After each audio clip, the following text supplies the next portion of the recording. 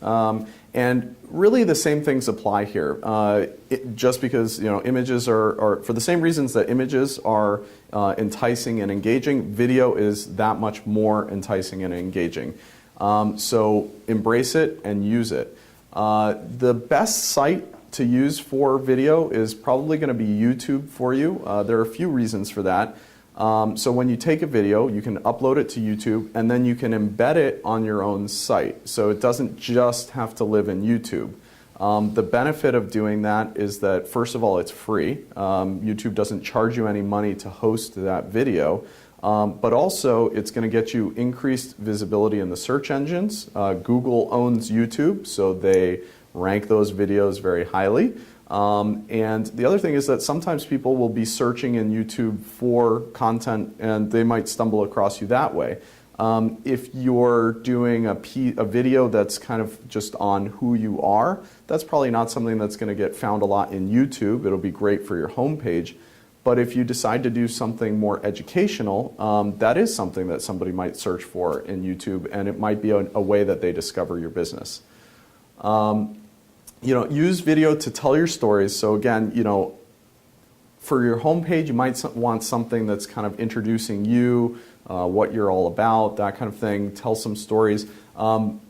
Give some tips. That's the other angle. You could have a resources section where you maybe film a bunch of videos. You could do a whole series on educational type topics. That's another big category that would probably work really well for you. There's not really a good reason to resist it anymore. More than 85% of US online audiences are viewing video now. This wasn't always the case. There were issues with connection speeds and all kinds of things. That's all gone now.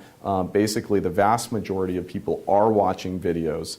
And there is data to support this as well. In one study, they found that engagement and conversion went up by 9% if you were using video on your website. So there is actual data to support this. Another thing we wanted to point out is that this doesn't have to be a huge project that is really difficult to attack. And Chris, maybe you can talk about that. Sure. Recently I did a blog post for our customers about this very topic and saying that you should be doing video, that it's not a huge challenge, that it doesn't have to be a big budget affair.